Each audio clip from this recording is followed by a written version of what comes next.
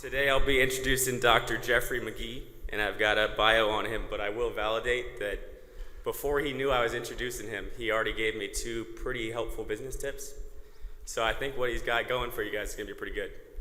So Jeff is a 30-year run as a C-suite executive, Performance Magazine publisher and best-selling author, and he works with business owners and C-suite leaders to significantly increase their organizational effectiveness through progressive, innovative human capital talent development initiatives, coaching, and senior-level advisory work. This leads to higher levels of resiliency, inclusion, sustainable profitability, market dominance, better-in-class practice, strategies, structures, systems, ops, processes, you name it. So my honor to introduce Jeffrey Magee. Thank you. Thank you, Nick. Good morning and welcome, everybody, from the back of the room, just to shake things up and be a little different. So those of you who came in way early to get the back row, thinking you'd be a long ways from the stage, or thinking this sucks, I'm now the front of the room. Those of you who came in early and said, I want to sit in the front, thank you for that comment, but now you're a long ways from the stage, which really has a lot to do with what I'm here to share with you over the next 2.5 hours, ideas. So you've had some great speakers before me. You have some great speakers on the agenda after me. What I want to do is I want to, in the middle of this, give you some strategies and ideas you can take home to accelerate your club business and success as you look into 22, 23, 24. Does that sound like a good game plan? That would be the audience interaction time, yes or no? Does that sound like a good game plan? Yes. It's going to be a really long day if you guys leave me hanging, so please don't. But the back of the room to illustrate a point. Think about, again, where we have come in the last 24 months. I think we all would agree that what we thought was our game plan in January 2020, by June of 2020 was pretty much out the window. True or false?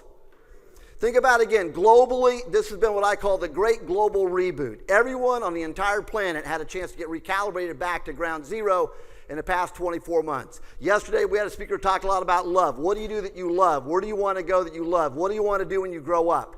Well, all of us over the age of 50 or 60, we kind of grew up in a world where one day you retire and then you go do what's fun.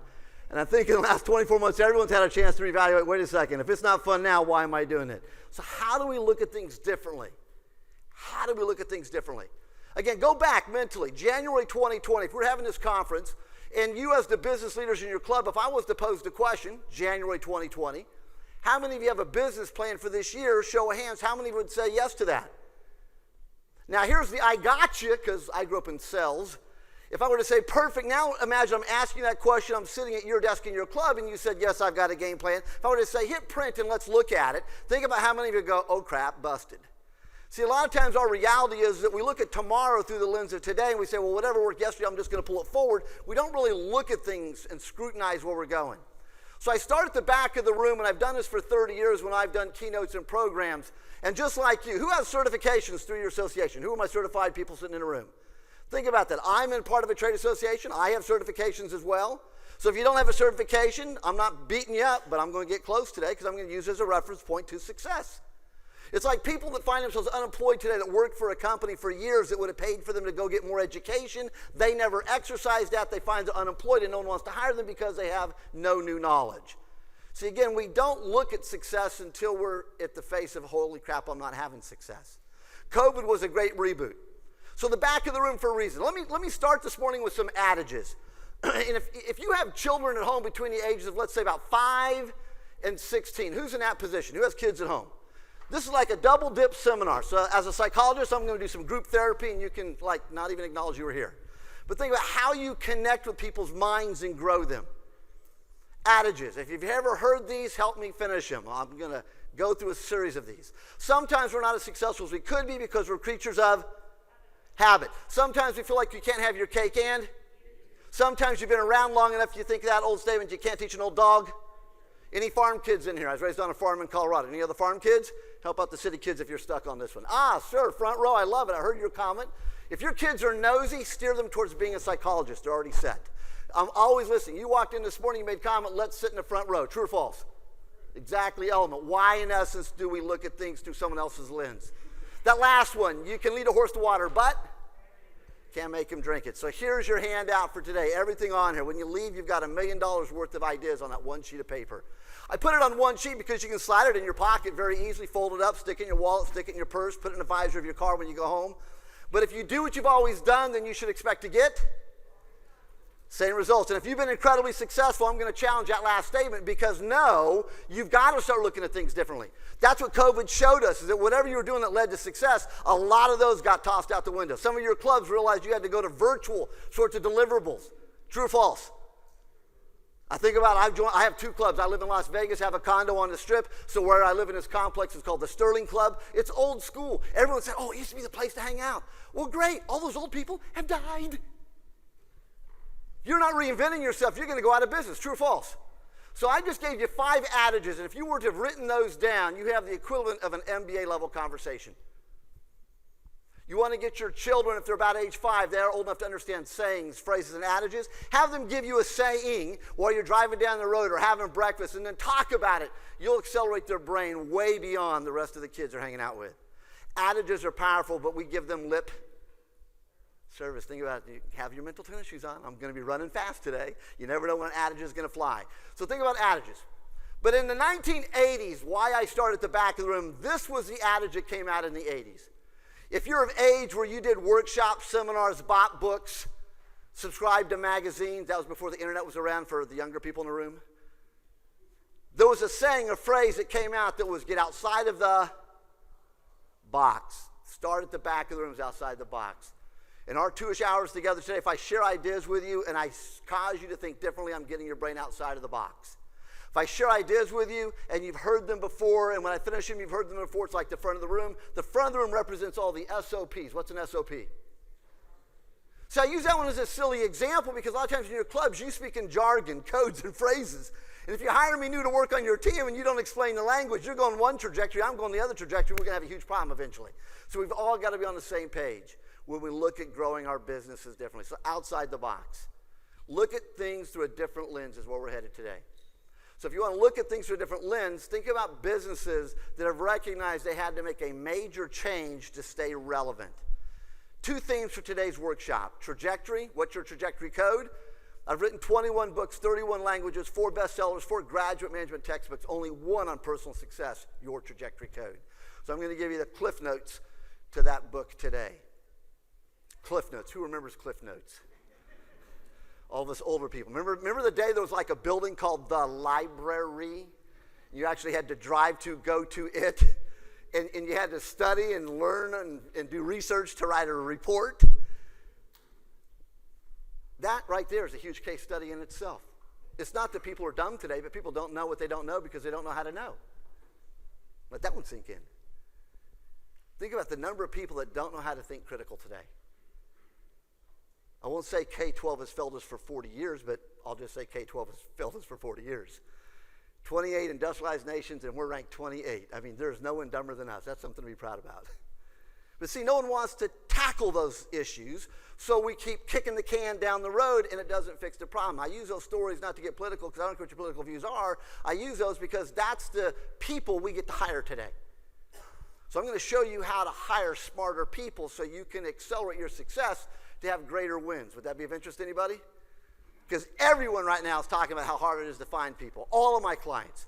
From 500 million as my smallest client to 6 billion as my largest. From coast to coast, I have clients, and internationally. Everyone's talking about the same global challenge, which is where do I find great people? Well, first of all, if you have a couple, you might want to keep them. There's your first clue. Then you figure out what makes them so great. We can do some analytics on that. That's another workshop. And then from there, you figure out how do I find people like them. It's not hard to find successful people. How do we look at things? So in front of you, you have a quick notepad. In front of you, that one sheet has a V diagram in top left, has a sales funnel in top right, and 2 blank squares on the bottom. View each of those as its own little notepad, 4 pieces of paper there.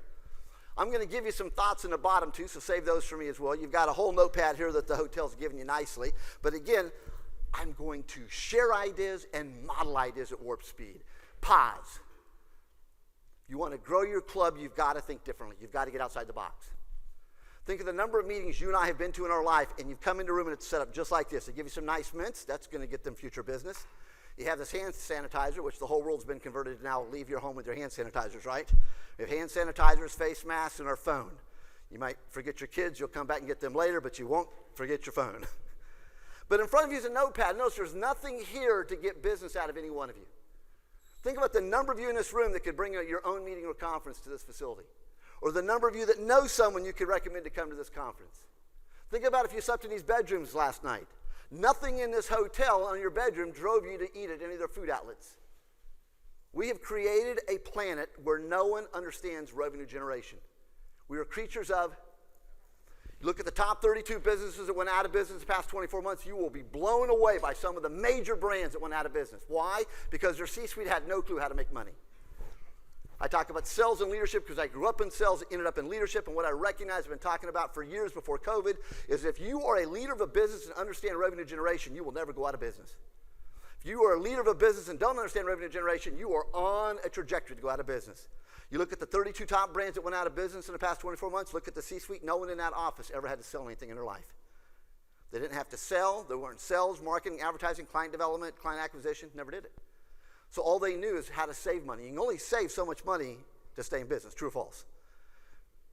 How many of your clubs have experienced in the past 24 months increased memberships? Don't rest on your, keep in mind, what comes can go. You got to recognize why have we been growing. So back to where we headed. So on the back of that little handout of mine, flip that over. And on the back of it, it's a solid white piece of paper. Put a dot right in the middle of it about the size of your finger. Just put a dot right in the middle about the size of your finger. For my mathematicians, there's a concept called dot theory. Once you have that big dot, flip it back over to the other side. Forget that dot's there. For my mathematicians, there's a concept called dot theory. It deals with mathematics. I spent 2 years in first grade, so trust me, nothing I'm going to share today is hard. Some of you will get these comments and jokes later in the day. Anyone else spent a couple of extra years in one grade besides me growing up? A couple of us. Again, look at this. These are your successful people in the room. We were so successful the first time we said, damn, let's do it twice. Got to help this teacher out, get her perfected. See, fortunately, growing up in the country of Colorado, I didn't realize I was held back in first grade until well into high school. Guess that makes me a very slow shrink. See, because the teachers realize your child's not getting it, letting him go to the next level, he's really not going to get it. We're setting him up for failure. We also have to realize, do we make it a safe environment where we work so when someone doesn't get something, they can raise their hand and say, I've got a question, I don't get this? Or is it an environment by which people are afraid to ask questions? The new reality of our business today is that we have to make sure we're bringing people with us and not leaving them in the dust. But I am a big believer, for those of you who follow me on LinkedIn, that we need to pick up the pace. We have made laziness a convenient game plan in this country, true or false? Think in the last 24 months. Now, not your clubs, but think in the last 24 months. No one you know, in the last 24 months, have you as a customer experienced crappy customer service somewhere? Because it's not happening in your clubs, I'm sure.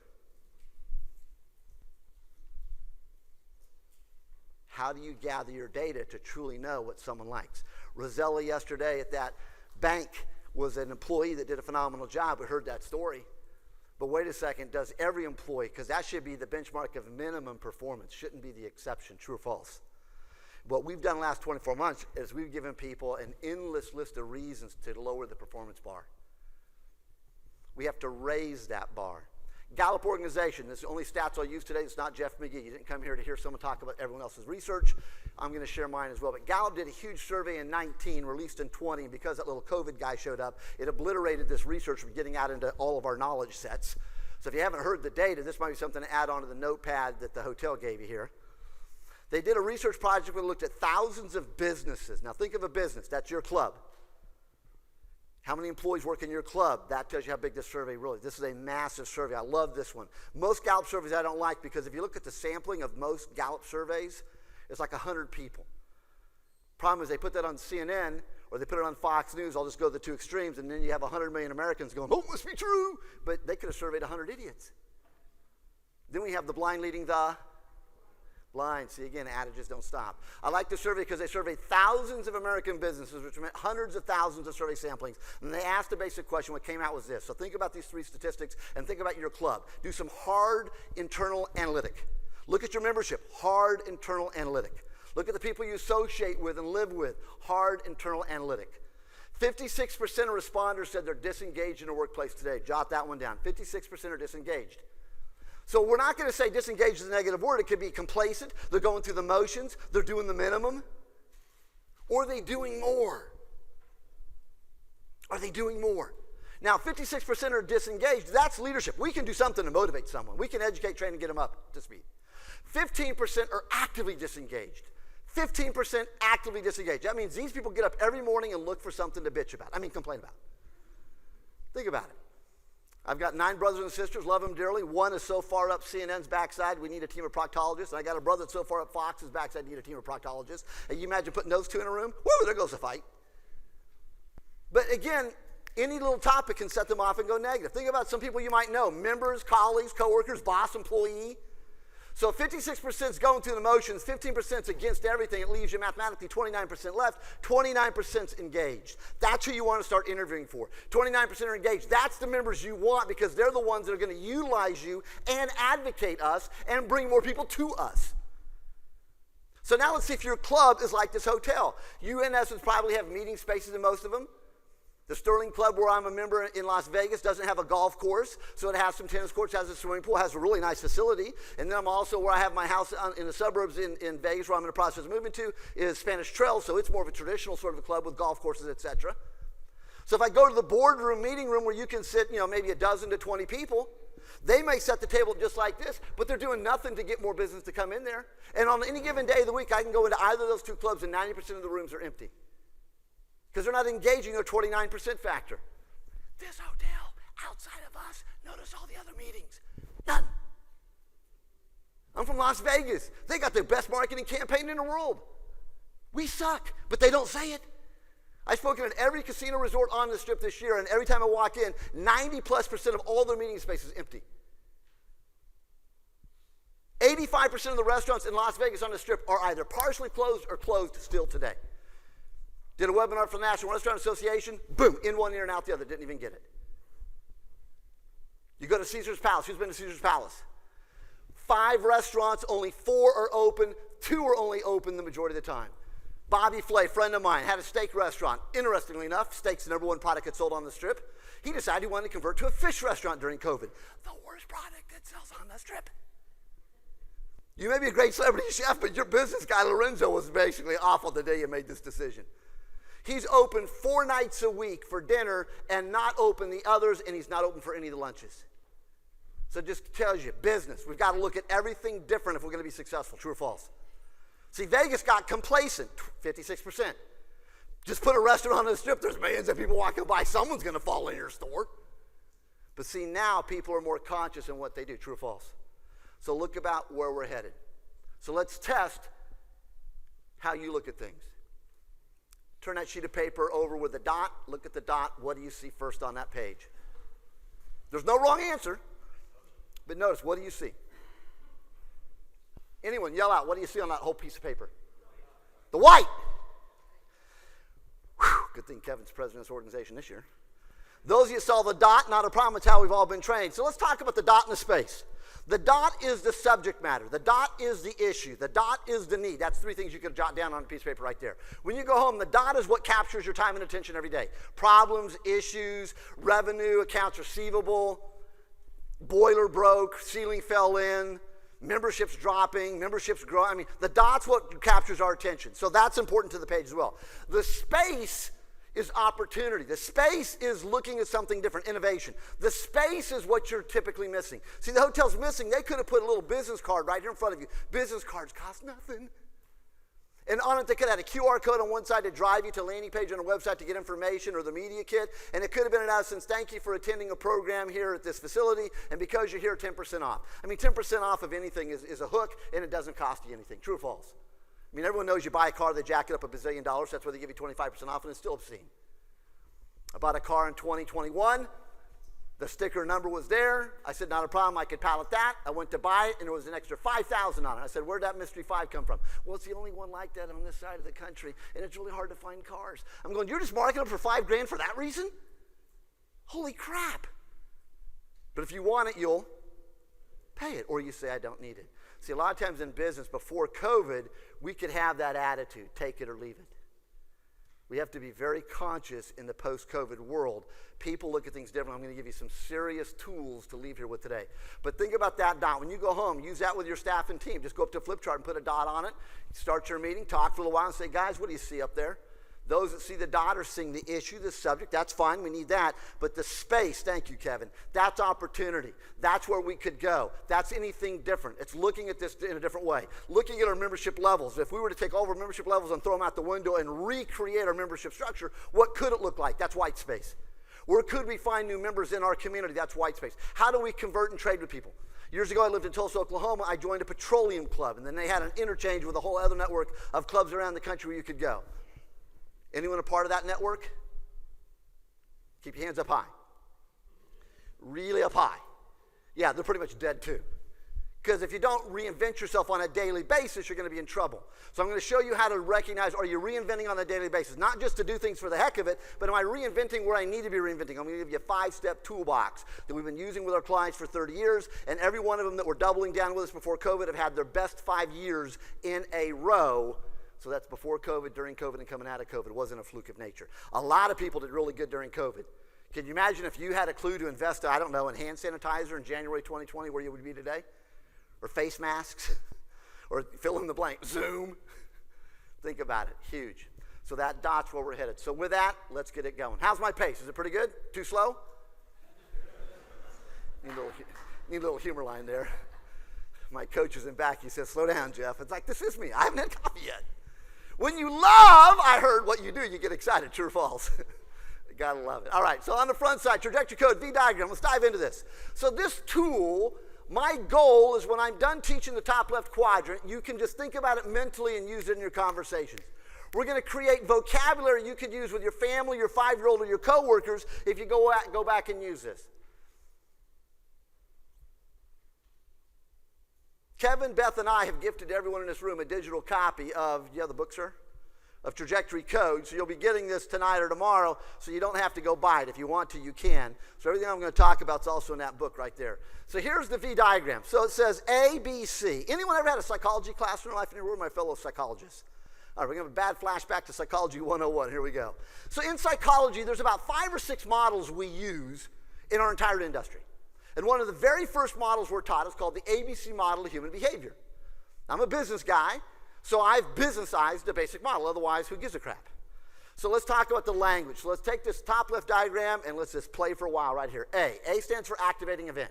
Every day there's an endless list of A's, activating events. This is fun for me because this is the cherry on top of the ice cream on top of the whipped cream when I get to walk in and share ideas. But there's a whole lot of work that goes into before I ever get the opportunity and luxury and privilege to walk up front of this room. Think about your job. A lot of times there's a whole lot of work behind the scenes. They only see when you show up maybe for the party or the event, and they go, oh, wow, how easy was that? And they have no clue how much work went into it. A, activating event, starting point. So for me, I set my alarm clock on my nightstand to wake up at 6 a.m. this morning. Anyone find the alarm clock? Because for some of us, that was like a major event to try to find that. Then when you find that little iPad on oh, it's right there. So I set that, and I called the front desk for wake-up call, and then I set my phone for wake-up call, and then I had a friend set their phone call to call and wake me up as well. I want to make sure I didn't oversleep for today. Wouldn't be good. Anyone ever done something like that? That's 4 A's I put into motion. Because I want to make sure I get to C, not B. So I woke up at midnight just to make sure all 4 were still working, went back to sleep. Woke up at 1 a.m. to make sure all 4 were working, went back to sleep. Woke up at 2 a.m., 3 a.m., 4 a.m. I said, get up. See, it's amazing when you get excited to do what you get to do in life. Sleeping's an inconvenience, true or false? Pull up that 5-year-old child. Maybe Thomas Edison, maybe Ben Franklin had it right. As 2 people, history says, never slept at night. They worked 24/7. When they were tired, whenever it was, that's when they crashed and burned and slept, back up and kept going. See, sometimes we have to get outside the box and challenge conventional wisdom if you really want to be successful. But a lot of us feed into and we consume conventional wisdom. Like you're supposed to sleep how many hours a night? 8. Who gives a crap? Sleep as many as you need. I figure when I'm dead, plenty of rest time coming. Don't want to waste any time now. How do you look at things? So A is activating event. Think about it. You leave home. A lot of you, if you go to work where you work on a normal basis, a lot of you probably don't even think about that drive. It's autopilot. You thought getting into your vehicle, next time you're thinking, you're probably when you're getting out of the vehicle and you're pretty much hoping, okay, did I not break any laws en route? See, because again, a lot of us are creatures of habit. We're going to play with this in a minute. So A is activating event, starting point, plus B. B is behavior. Behavior. I'm going to share with you 5 behaviors today. Now, some of the words aren't really behavior, but I'm going to call them that anyway. So it's activating events plus behavior equals C. C is consequence. Consequence. Consequence means outcome. So the way I remember it is I put it in a mathematical formula. A plus B equals C.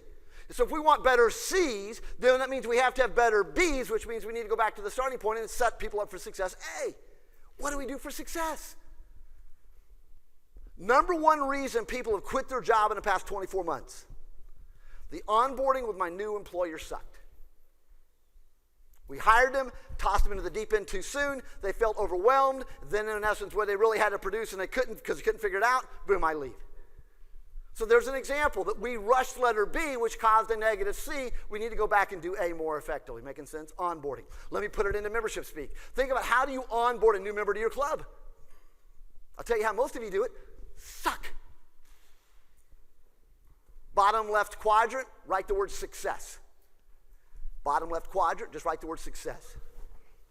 Once you write the word success, put a box around the first 3 letters. Now, no one can be offended because there's not a K in there. Think about it. Do we set people up for a derailment and failure, S-U-C, or do we set people up for success, all of the letters? Onboarding a new person to your club, think about all the deliverables you have to offer, and how do you, at the right time and period, make sure they know about all of your deliverables? Because I can tell you in Vegas, both of the clubs' onboarding process sucks. Thank you for your money, appreciate it. Boom, bye. It's all on me to figure out the rest. First time I came to the club, won't mention Spanish Trails by name. There's 3 doors at the front of the building. Members only. Okay, I'm snooty. Let's go in that one. Or is it this one?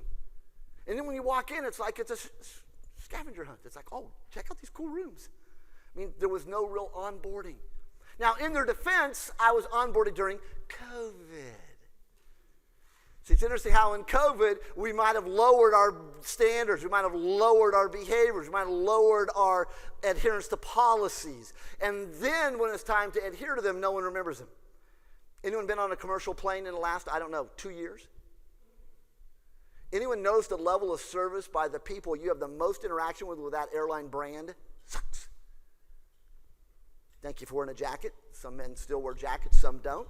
Because over the last 5 years, we've become more casual. And during COVID, it became really casual. It's amazing. I go on planes today, and there's people that I swear meant to go from their bedroom to the bathroom and somehow have landed at the airport. Because I was raised, you don't get seen in public in that outfit. It's amazing. The 2 people in an airline company we have the most interaction with are the people that get the least amount of support and nurturement, training. It's amazing. I walk on board the plane. Part of the brand experience is you board first because you're a Delta Diamond. You have no life because you fly 120 flights a year with us. So I come on board, and 30 minutes later, the jacket's still in my lap. We're going to offer you a pre-drink, whether you want one or not. They don't offer that. They don't hang up my jacket. The bottle of water is not sitting there on the armrest where it's supposed to be. Now, those 3 comments may seem incredibly insignificant to you, and if they are, you're a dot person. Because here's my line. If you forget the obvious, if you're not willing to do the minimum, and you can't do the easy, how in the hell can I expect you to do your job? So when I post that on LinkedIn, and I hope all of you are following me on LinkedIn, because every day I post a business motivational statement. I don't try to sell on LinkedIn at all. But people sometimes go, this is stupid, you're entitled. It's like, man, I just crack up. You have completely missed the frickin' point. Next time you fly at night, see the co-pilot usually does a walk around on the plane with a flashlight. Wouldn't it be nice if they actually did that slowly? See, this should scare the crap out of you. When you see that flashlight going like, how in the heck are they seeing a crack or a loose bolt? There ain't no way. I want the one that goes really slow. Yep, my life is valuable, and I want to make sure this thing doesn't fall out of the sky until I say it's time to fall. See, again, think of that. Your employees, if they omit the easy, or they're not willing to do the obvious, what else do they miss?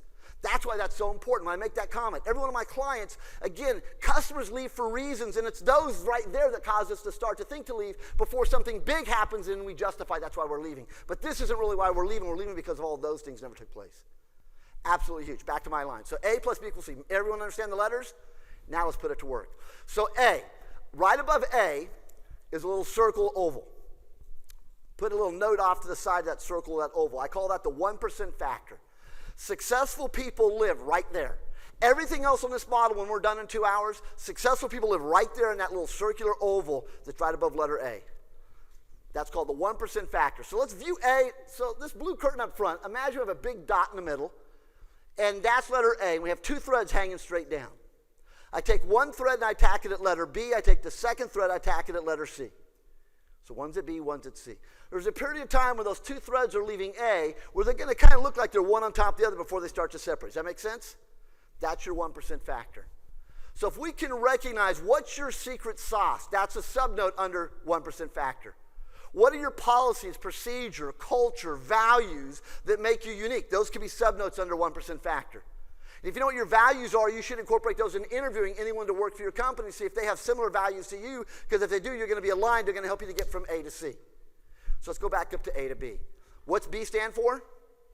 That's a finite line. So directly above B, let's put a label at the end of that line. Let's call it failure or derailment. So AB at the top of that B line, failure or derailment. So now we have a name. Whenever someone's on an A-B trajectory, they're in a derailment. They're in a failure zone. What you're doing is going to blow up in your face. So people have the ability when they're leaving A to recognize if I do it this way, if I say it this way, and I extrapolate out a couple of minutes or hours or days or weeks, it's going to take me towards AB. Let's just readjust right now back over to AC. So at the top of line C, put the word success, and then put a little starburst circle around that at the top of that C line. See, anyone can recalibrate from AB down in 1% zone to AC this fast. No one resists it. But think about if someone lands at B and it's a dead-end road, and now look at that arrow. There's a long ways to get over to C. Let me ask the question differently. When people, in essence, resist change, they resist the obvious that's staring them in the face. It's going to be the reality in the future. If you don't make the adjustment now, you're going to be in the wrong place. And people resist till they hit B, and now they can no longer go on. Do most people you know in life resist change or embrace change? Bingo, it's human nature. But if you can take it back down to 1%, it's because you can forecast back to the future. So where you have the word success, continue that line as an arrow out into infinity. So AC goes out into infinity. You got AC up to success. Continue that little line off the top of the page and make it an arrow.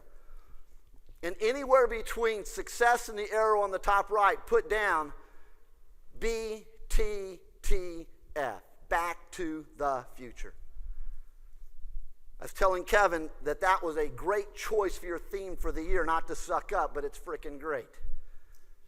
Marty and Doc. Marty lives at A, Doc lives at C. Marty's having stresses because he keeps seeing AB in his life, and Doc says, let's go back to the future so you can come back and change your A. God, this is great. Couldn't have picked a better one, boss. It's exactly this whole topic. Think about how many times, everyone take your hand, put it in front of you, gently, don't want anyone freaking out. Just give yourself a little tap on your forehead. Who's old enough to remember the V8 breakfast drink commercial? Oh, crap. Think about how many times after the fact we have 20/20 vision, or how many times after the fact we all can be a Monday morning quarterback. Love those adages. We've got to take hindsight and turn it into foresight. People who are successful have foresight. One of my friends, one of my clients is an Olympic gold medal athlete. He's a speaker. Connor Fields and I were having a conversation several years ago about what happens on the day you can no longer ride BMX and be a gold medalist. He said, that's a great question. I said, you need to start looking at yourself as a brand as if you can't ride again, and start recognizing how do you position yourself to be a multimillionaire because you have a gold medalist, because when it becomes a couple years after you're a gold medalist, no one cares. It's great, you won the gold medal 40 years ago. What the hell have you done since? Milked it for death? You're on an A-B losing trajectory. Because people want to know, how can you apply it today, true or false? Now, if you can tell me how you got that, then helps me here now, that's a conversation I'll buy into. But it's amazing how many people cannot connect that then to right now here. Back to our model. 5 levels of behavior. So as a performance psychologist, here's a statement that hopefully challenges conventional wisdom. The difference between success and failure is nothing. The difference between success and failure is nothing. We have been raised in a world where people have sold, come to my conference, pay me $1 billion, I'll tell you how to be successful. The difference between failure and success is nothing, and I'm going to prove it right now. Up to B. I'm going to give you 5 behaviors to write down underneath the letter B for behavior. 5 words. If you do these 5 words in this order, guaranteed it will take you to derailment in life. You want to perfect suck? Here's how you do it. When I'm done, you take the same 5 words, circle them, and draw an arrow over to AC. It's the same 5 words that take you to success. So there's the clue. Once I realized, wait a minute, it takes more energy to be miserable than happy. Who's heard that statement before? It's not the first time you should be hearing it. It takes more energy to frown than to smile. Who's heard that one before? Shouldn't be the first time you're hearing it. So it takes more energy to have a crappy day than a good day. Next time someone's freaking out, say, hey, lighten up. You're spending way too much energy on that freak out. Sometimes I can't sleep at night. I'll just go on in Essence Zoom, and I'll just type in, public blowouts, public, people melting down. I mean, humanity, not us. Humanity, no one in here. Humanity is great at seeing stupidity. It's all over the place. I mean, not us, but others. I'm in Chicago a couple years ago, a huge thunderstorm, airport's closed. There's a guy in front of me just having a freak out at the counter. This is stupid, this is dumb, get a plane going, this is blah, blah, blah, blah. I want to talk to somebody. And the lady finally hands him the phone, and all of us are watching this. And as soon as she hands him the phone, we're going, okay, what's about to happen? She goes, if you know the number to God, I'll dial. Shutting him up. And the rest of us did that. We went, oh man, she's good. She's teaching customer 909 tomorrow. Sign up. Put it in perspective. Thank you for the laugh there. You have to have some fun during the day. People taking stuff way too seriously. This is my last day on the planet. I'm going out exactly as I want, sharing ideas to help other people to be better. As a leader, what do you do to help others to be better? What do you do to help your members to have a better life? How are you helping them to grow? The people that set this room up did a phenomenal job, but someone needs to think outside the box. Nick's made the comment in the introduction. I shared some business tips to him, simple tips. So they have a journal. I'm a big journal. Who's a journal person here? Who likes journaling? Love journaling. I said, next time you have these journals made, because you don't sell these, next time you have some made, just stop on this page here and put an ad. Stop on this page here, put maybe a motivational statement. No one's going to see it until they flip the page probably to get to it. When they get to it, they go, holy crap, something different. We've got to recognize, how do we reinvent ourselves to be relevant? I keep using the word relevant. We'll get there in a minute, but back to B. So what happens is this. If you stay on an A-B trajectory, you're going to work really hard and not get to the finish line is what I'm advocating. So when we hire someone, the first thing that happens up here under B is B stands for behavior. Behavior is a conscious activity. You teach and show me how to do something, that's letter B. Once you learn how to do something as a behavior, how many of you are doing the online leadership programs that the association now has up here? Some of you are. If you're not, I check those out. That's another way we can grow and develop each other online. I have my own university as well, etc. So B is behavior. Behavior is a conscious. Once you do something long enough as a behavior, the second word underneath the behavior, write down habit. Then it becomes a habit. A habit is not a behavior. It's not conscious. It's what you do subconsciously. So habit is subconscious. You show me how to do something long enough, eventually I'm going to start to, in essence, do it. If Caleb shows me how to do something behaviorally, I now am doing it the right way. He starts to step away. I come in tomorrow, I think through it. Okay, that's conscious. 2 days later, I come in, I'm just kind of like doing it. Now I'm at autopilot. So that's habit, subconscious. Conscious, you paid attention to every second of your drive to work today if it's a brand new job at a new location. After a couple of days, you're not really paying attention because it's autopilot, it's habit. Once it becomes a habit, then it goes to the third level of behavior, and I call it personal SOP, a personal SOP. Now you've personalized your approach to how you do it, kind of adding a little bit of your own flavor and brand. Hopefully it's a plus to it, not a takeaway. And when you get to personal SOP, if you don't have continuous feedback to check you to make sure you're on AC, you might actually be sliding towards AB. See, the flight attendants for 2 years were told evidently don't hang up your jacket because they'll get Cody cooties or something. They were told, in essence, don't offer the gentleman or the lady something to drink because, that might get you some Cody cooties also. So for 2 years, they were pushed back, evidently, which was BS, but they were. So now when it's time to actually do their job, they actually have forgotten how to do these things. The other day, literally, I'm on a plane. I had my jacket in my lap. 9,000 flight attendants and went back and forth for 30 minutes. No one had asked to hang up the jacket. They closed the front door. I hit the SOS button. I asked someone to hang up the jacket. The person actually said, I'm not sure if we have a coat closet. I was literally sitting right next to it, so I just politely pointed. Coat, closet. Well, I don't know if there's any room. I'm thinking, okay, wait a minute. I'm the only one with a jacket. How can there not be any room in that clothes? They put all their other crap on it for the last 2 years. So again, back up. If you're willing to not do the easy, you overlook the minimum, the obvious, what else is not getting addressed. Fourth level of behavior. So behavior, manifests to habit. Habit manifests to personal SOP. Personal SOP manifests to, in essence, the word ownership. Now you take ownership of the way you do it. Here's the challenge and problem with the word ownership. Someone help me out. There's a centurion adage, my way or the, don't let the door hit you in the, so you know that line. See, when you take ownership, now if someone dares to come in and suggest a new way of doing it, you become offended. That's the planet we live on. Someone dares to suggest a more efficient way of doing something. Once you take ownership of it, are you really open to innovation, new ideas, or are you resistant? See, that's the clue. You're at ownership level. And that's unfortunately the planet we live on today. People can't even share differing thoughts because we personalize them down to ethnicity or gender or politics or religion. We don't even hear the idea anymore. True or false? I love preaching to the, I love it.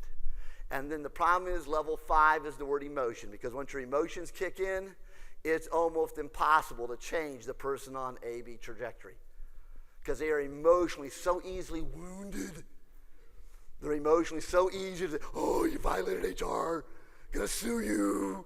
I mean, everyone drops those bombs. It's crazy. True or false? So that's how you get to misery. Circle all 5 of those words, draw a circle and a line over to AC and put a star. Yes, sir. No, you're never slow, and thank you very much for asking that question. I love it. Interrupt me. This is your day, not mine. So let me go over all of them. So the first one for B is behavior. That's conscious. Second is habit, subconscious. Third is personal SOP. Now it's like autopilot. You could draw a line right there because then you start to take ownership of it's number 4, and then your emotions kick in. It's like armor has been built around you, and you're not willing to take in any new ideas. If you take those same 5 and transfer them to AC, that's how you become successful. So if we are willing to come back and challenge, doesn't mean change, just challenge all 5 of those words on AC, you will always be relevant. I'm not saying change. I'm the first person to say change for the sake of change is not smart. That's freaking stupidity. And I'm not cussing. It took me a long time to get to that F word, so stay focused. Some people have never signed a paycheck. They're the ones that say, you break it. It's like, are you kidding me? That's our number 1 revenue stream. I'm not breaking that one. I got to make payroll in 2 days. But we always should be looking to challenge thoughts, ideas, deliverables, programs. And I'm going to give you some ways to challenge those as we go through the day. So I'm just setting up a template so we can have common language. So let me pause. Does the model make sense? So if you're on AC trajectory, success. If you're on AB trajectory, failure. We've always done it that way. Yes, and in the past it worked. The reality of my radar says if we keep doing it, we're going to land on AB. We have to start to calibrate back over to AC. Absolutely huge. The 1% zone is where you want to live. When you can recognize whatever you're doing, whether it was your cash cow last year or not, doesn't matter. If you keep doing it, it's going to take you towards B, and you can start making those adjustments now. Very easy to get back over to C, 1% zone. When I checked in yesterday, I said, could you put me on the top floor, furthest room from, in essence, the elevator? That's a simple 1% trajectory change if you want to start to try to get back into shape. True or false? Something different, little thing. You go to a shopping mall, park further away. But your autopilot DNA brain tells you to park close, doesn't it? So you have to start challenging little 1%. How to do things differently. You're the club manager. Some of you are not. You want to really get your club manager stressed or not? Let's see your club manager's DNA. You should have a reserved parking spot for the club manager in your parking lot at your facility. It should be the furthest spot from the building. Big, huge sign, reserved. Versus think about when you pull into a business and that sign's right by the front door. So the front door should be for like employee of the millennium. The next one will be employee of the century. The next one could be employee of the year, employee of the month, employee of the day. I mean, what do you recognize? You get exactly what you, I love it. Adages never end. Feedback, how's it so far? Is this helpful information? Let's put some more meat on the bones. Let's play with AC and AB. So I'll put a little KPI. What's a KPI? Key performance indicator. Don't want to assume anyone doesn't know something because sometimes someone's never been around certain words, so I want to make sure we're all on the same page. So put a little check mark off of AB anywhere you want, and so on that KPI check line, let's write the word vulnerabilities. So part of what you want to do if you think about AB, put a little line off to the side of AB and put a word off of the AB. On the AB side, AB side, AB side, not AC. AB is failure. So on the failure line, you want to put the word vulnerabilities. Stop and think about what are your vulnerabilities. Keeping good talent, if that's a vulnerability, then what are we doing right now to strategize keeping that person? Vulnerabilities, our location, our zip code. Tulsa, Oklahoma, the petroleum club that I belong to, was great once, But it's in the worst part of downtown Tulsa today, so that causes me in the suburbs to say, do I really want to drive all the way down there to go to that kind of a club? What are your vulnerabilities? Your membership. Look at your membership and say, wait a minute, are we about ready to age out? Or are we attracting, fill in the blank, what's your avatar, what's your ideal customer? So vulnerabilities. Go over to the AC line and write down the word disciplined. To be successful, you must be disciplined in the post-COVID world. There are so many distractions. It's like a game of whack-a-mole. All of a sudden something new, shiny pops up and you want to go after it. You've got to stay focused. So put some words up here at C so you can calibrate. One word you can put at C is values. What are your values? What are your business values? You're looking to interview and hire someone. What are their values? You can always ask value questions. What's important to you? What do you love? Yesterday's speaker. What are you passionate about? Kevin, grab the magazine. So I publish a magazine called Performance. It comes out every quarter. It's hard copy. If you guys want a digital copy, we're more than happy to give you a free subscription. 417,000 subscribers. It's a major cash cow. Mercedes and Marriott are the core anchor advertisers. But what I've done for 30 years, it's 30 years of age. You don't get it on the newsstand. But this magazine, we go out and get phenomenal personalities. We either get them to write about success, their DNA, their insights, their thoughts, or we interview them. We don't do stupid lifestyle interviews. So, for example, in this one here, one of the people I grew up with is Oscar De La Hoya, phenomenal athlete, the gentleman athlete, Olympic gold medalist, boxer. Everyone knows of him. So my interview was not about boxing, because that's the obvious. My interview was about how do you sustain success. Most people don't realize he is a billionaire. He owns 4 businesses in LA, each one of them are $250,000 value or more. His president's been with him for almost 40 years consistently. Why? Because they have the same values. They know they have each other's back. They're highly aligned. So again, how do you look at things differently? Each issue, phenomenal people. The one thing we have that we've overlooked and COVID made it very obvious. Your number one asset is not your brick and mortar. Your number one asset is not your balance sheet. Your number one asset is not your culture. But you can put culture up there at C. Your number one asset is not your deliverables. Your number one asset is your human capital. And that's what I lived with for 30 years is what is your human capital? How do you identify your human capital? How do you develop your human capital? What's the human capital you have today, and will it take you to where you need to be tomorrow? If you're going to interview and hire someone, where are you weak right now in your team? Go find someone who that's their strength, add them to your team. Biggest mistake we make in hiring is we want to hire someone just like us. No. Everyone on payroll right now hates doing these 3 jobs. Find someone who likes doing that crap. Anyone in here an accountant, bookkeeper, CPA? Thank you. There's 5 of you. I didn't realize you guys had this psychosis. Thank God you do. I didn't know there was people that like numbers. I owned a training company, sold it a couple years ago. Its primary deliverable was for CPAs and attorneys, providing the CPE. There's roughly 1 million accountants in the United States that need their CPE. It's a ready-made market. Turns over basically every year to year and 3 months. You have to get 40 continuing education credit hours to keep your certificate. You're picking up 3 CPs just by hanging out with Magee today. So I don't know if the association is crediting this, but if not, I do. So you got 3 CPs just by hanging out with me. That's a differentiator. What makes you different? You've got to look at your club. What makes you different if you want to stay in business? So back over to deliverables. Look at what is it that in essence you're disciplined in delivering. So let's go back down to A, and let's just kind of take this out for a test drive. We're right on track. Hope it's been a very fast hour for us. I'm going to share with you a way of looking at who you are when you came in here today. If you love it, keep doing it at break. If you recognize who you were when you came in here today and there's some places you want to make some tweaks, I'm going to give you exact clues as to how to make those tweaks starting now. If you're a parent, this will give you huge clues to that old adage of birds of a feather flock together. It's amazing. You will never see a highly successful person on this planet hanging out with losers. It doesn't happen. They're in a room with a bunch of losers, or at least polite, and they find a way to get out real quick. But misery and people that don't want to be successful, they love to find others that want to bitch and complain for a living. It's not fair. Thank you for being here. You have a little bit of a disability. It didn't stop you. True or false? Bingo. I've got a disability. I stutter for a living. So now we have a president that stutters, so now I have a complete use. I can use it as an excuse now. I'm a stutterer. Everyone has something. True or false? If I got too far on the fringe with you, then tough. I've already been paid. My job is to push you a little today. See, again, some people use whatever disability they have as an excuse to not show up. True or false? Or do you use that as a way of saying, well, how do I leverage this and turn it into an asset, human capital? I just gave you 4 examples of how to look at human capital. whether it's accredited or whether life gives you, in essence, a lemon, you turn it into what Dale Carnegie would call lemonade. We've all heard that adage before as well. Turn things around. So here's the game I want us to quickly play. Just kind of relax. There's several ways, maybe in the last 50 years, you've heard this concept. Two gentlemen back in the 40s wrote a book, W. Clement Stone and Napoleon Hill. And if you're under the age of 40, you may not realize it, but this goes back to them. And W. Clement Stone and Napoleon Hill wrote this book. The book became a world bestseller. You can still go on Amazon and buy it for like $3 or $4. It's called Success Through a Positive Mental Attitude. And Success Through a Positive Mental Attitude talked about this concept, and I'm going to take it as a psychologist a lot further. Chapter 13 in that book, another motivational speaker in the 80s made a huge multi-million-dollar industry off of Awaken the Giant Within. You can fill in the blank as to who that goes to. No, it's not Tony Robbins. It's Napoleon Hill and W. Clement Stone. So the concept is this. Every one of us in our head, at the age you sit in this room today, every one of us in our head have what I would call a mental roster.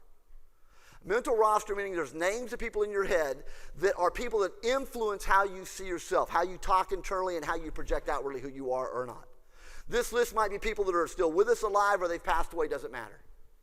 So that's a mental roster. Some people call this mental roster by another name. They might call it your mental board of director. This mental board of directors guides you. If you look at you as you incorporated, these are the people that influence where you're going. So as a parent, it's our job to recognize what are the people that are getting inside our kids' heads, because that's who's going to influence them more than you and I standing in front of them. One of my friends has the fastest growth real estate firm in Las Vegas. He worked for Berkshire Hathaway. He was their number one salesperson in the city. But what he wanted to do, they didn't want to accommodate, so they ended up losing their number one salesperson, who took 30% of their volume with him. And ever since then, they've been flatlined. So again, you can be stubborn, A-B, and lose your business. But because you're a billionaire, you can keep tossing money to keep it alive. And most of us don't work for clubs that have a billionaire that's willing to keep underwriting stupidity. True or false? Gives us clues. So back to the model. So whether you call it mental board of directors, whether you call it mental roster, birds of a feather flock together, there's 5 types of people that need to be in your head to be balanced and successful the rest of your life. Let's figure out who those 5 are by backing up. If you'll just take your hand, flex it out, 5 fingers in front of you. Just real quick pop quiz. I'm going to shut up for 10 seconds. If you were to quickly stop an inventory, who are the people in your head that do influence how you see yourself, how you see a situation, that you might have an internal conversation, you sometimes hear them talking to you to do or not do, or to support or not support. If you can think of any names that come to you, whether it's family member or friend or whoever, associate one name to a finger, just do a little countdown, see how many people are on your mental roster. And there's no magic to this. No right or wrong number.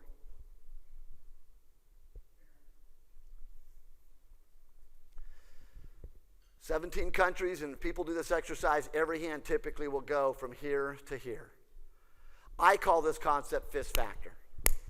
In chapter 1 of Trajectory Code, I talk about your FIS factor. Where do you get your mental power, strength, and energy from? So if you think about those names, now let's back it up. There's 5 types to be balanced. As I give you these 5 types, view this as an A on the AC trajectory. This is a 1% recalibrator. If any of these categories are empty, you have, in essence, an opening to start hiring someone to mentally be on your board. If all of your people are in 1 or 2 categories, that's okay, but notice you have a lot of emptiness. You may have a person in multiple places. That's okay, but at least you're now being objective. I'm giving you an analytic. 1 is family member. You need a family member on your board of directors. They typically know us. They can call us out. 2nd, friend. We need a friend on our board of directors. They may know us. They can call us out. Sometimes those 2 categories may actually see different sides of your personality. 3rd, profession. Someone from your profession should be on your board of directors. It's hard to ask someone professional advice if they don't know what you do. And some of us in this room have been lying to our family and friends about what you do. "I'm the only one that works in this place. I work with a bunch of people that are lazy." I mean, you've been lying for years. Because now if you go to them and say, "Well, what do you think?" They're going to go, "Well, why are you staying? You've been saying they all suck." So you need someone that gets your profession. 1, 2, 3. 4. 4 is going to be, in essence, success. The most successful person you've ever met needs to be on your board of directors. I interviewed Oprah. Oprah was on my magazine. I don't know her. She can't be category 4. I've interviewed Warren Buffett. I can't put him on my board of directors. I don't know him. So your number 4 has to be someone you actually know, not just someone you might say, "I kind of know," and you can elbow touch him sort of thing. Warren Buffett, my interview question with him was not about money. That really blew up his whole brain. You're going to do an interview with me and nothing is going to be financial? I mean, that's why everyone wants to talk to me. Yeah, there's something I think more important than financial, and that's human capital. I said, let me ask you the question about businesses that you invest in. If you invest in a labor-intense business, what's most important before you decide to invest? This was huge. We're investing in a labor-intense business. We look at that area where that business is, and do they have a good K-12 or private school system? Do they have a good trade school system? Do they have a good associate's, bachelor's, or master's, or PhD schools nearby? If they do, it's worth investing because getting labor is never going to be an issue. If the schools all suck and there is no college, we have to import people, and sometimes that's hard to get good people to come there because people might not want to move because they're not going to be, oh, well, I don't want to move my kids there. My spouse doesn't want to move. Huge. So again, your fourth one has to be someone you actually know, not just a one-off anecdotal comment that, wow, that's great, because you don't know them. Well, what would Warren Buffett do? No freaking clue. When I hit the videotape in my head, it's blank. So 4 is success. To me, number 5 is the most important of all 5. And for lack of a better label, I call number 5 your underdog. Who's your underdog? The person that you know that has been kicked on their bottom a lot, but instead of giving up, they get back up. Huge. Who's your underdog? My youngest brother is on my board as an underdog. My parents got divorced when I went to college. He was a junior in high school. He was in 5 different high schools in 1 year and still graduated on time. Do the math on that one. I mean, any person in America today would use getting moved to the second school as their excuse for dropping out or getting in trouble. True or false? So who's your underdog? So think of those 5 when you leave here. Who's on your board of directors? And if you have the right board, you're going to leave this event and you're going to accelerate to even greater success. Making sense? So here's one of the ways I want to accelerate your success. Grab your cell phones before you go to break. Let me get you halfway to your phone. Pull it out. If you are trying to grow and educate your team when you go back home, think about this idea. I use this every time I do a keynote. I challenge you, my colleagues in the room, my audience, to do the following. Bring up your phone. Get it out, everybody. And then pull up your calendar. If you use your calendar in your phone, pull up your calendar. If you don't have a calendar, find one. That would be a trait of successful people. Just a little subtle hint. Pull up the second Wednesday of next month. Pick a time middle of the day for you, so mid-morning or mid-afternoon, so not the beginning of the day, not lunch hour, not end of the day. So pick an hour that's probably the best hour to pick because you may have the least amount of distractions. So maybe 10:17 a.m. Let's make it in a weird minute. That way the likelihood of you double booking is 0. Or 3:17, I heard that one. That'll even work. Now here's the note. And you're the only one that's going to know this. No one else will ever know this. If they get your phone, they have no clue. It's like a Captain Crunch decoder ring. They don't have the answers. So put down in essence, Back to the Future, or BTTF. Back to the Future, or BTTF.